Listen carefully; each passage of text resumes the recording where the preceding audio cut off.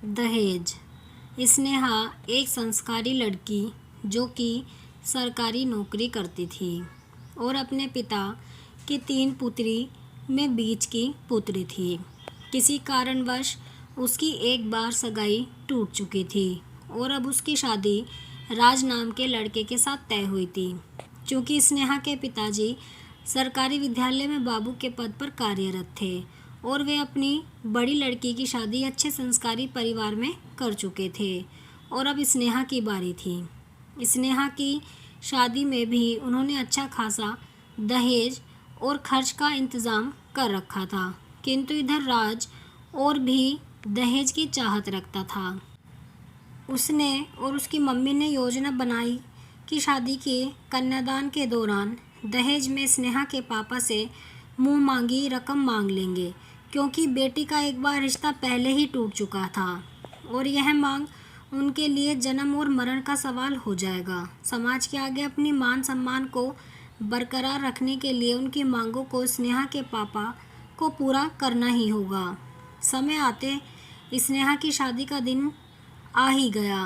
बड़े ही धूमधाम से शादी की सभी रस्में संपन्न की गई, लेकिन जैसे ही कन्यादान का समय आया, राज ने अपनी पूर्व योजना के अनुसार अपने दोस्तों के सामने अपनी शान शौकत को दिखाने के लिए स्नेहा के पिताजी से डिज़ायर कार और 10 लाख की मांग कर दी। स्नेहा ने जैसे ही यह सब सुना तो उसके पैरों के नीचे से ज़मीन खिसक गई।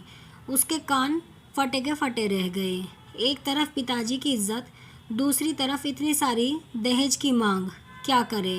उसके सामने जीवन मृत्यु का प्रश्न खड़ा हुआ था और उधर राज एक तरफ खड़ा होकर कुटिल मुस्कान देते हुए अपने दोस्तों के बीच हंसी ठिठोली कर रहा था, क्योंकि उसे पूरा विश्वास था कि स्नेहा के पापा के पास मांग पूरी करने के अलावा कोई चारा नहीं है।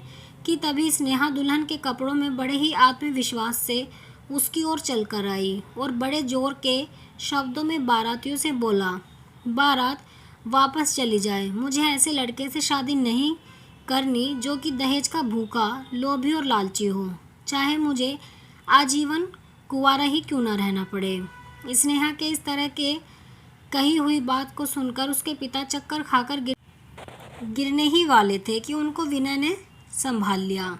विनय उनकी बड़ी बेटी का देवर था और अच्छे ओहदे पर नौकरी कर रहा है। स्नेहा के पिताजी को इस बात की चिंता थी कि एक बार बारात लौट जाने पर दोबारा उस लड़की की शादी नहीं होती तो कौन करेगा। ऐसी लड़की से शादी जिसकी एक बार बारात लौट चुकी हो। एक बार पुनः कोशिश की जाए और दहेज की मांग को थोड़ा कम करवाया जाए, लेकिन ना तो राज उनकी बात को माना और ना ही उसके परिवार वाले। तब विनय ने स्नेहा का हाथ पकड़ते हुए बोला कि यह मंडप सजा रहेगा और यहाँ फेरे भी होंगे। स्नेहा से विवाह मैं करूँगा बिना किसी लेन देन के। विवाह का मुहूर्त टला नहीं था, इसलिए पंडित जी ने निर्देशानुसार फिर से शादी की रस्में, कन्यादान और फेरे शुरू करवा दिए। स्नेहा भी बहुत खुश थी, क्योंकि उसे विनय के रूप में एक ऐसा जीवन साथी मिला जो दहेज का लोभी नहीं था और समाज के बीच में उसने उसके पिता के मान सम्मान की लाज रखी। और इधर राज अपनी आंखों से सारा नज़ारा देख रहा था। रुके या फिर जाए, सारे बाराती उस पर थू थू कर रहे थे कि नौकरी वाली लड़की मिल रही थी इसे, धन का इतना लोभी।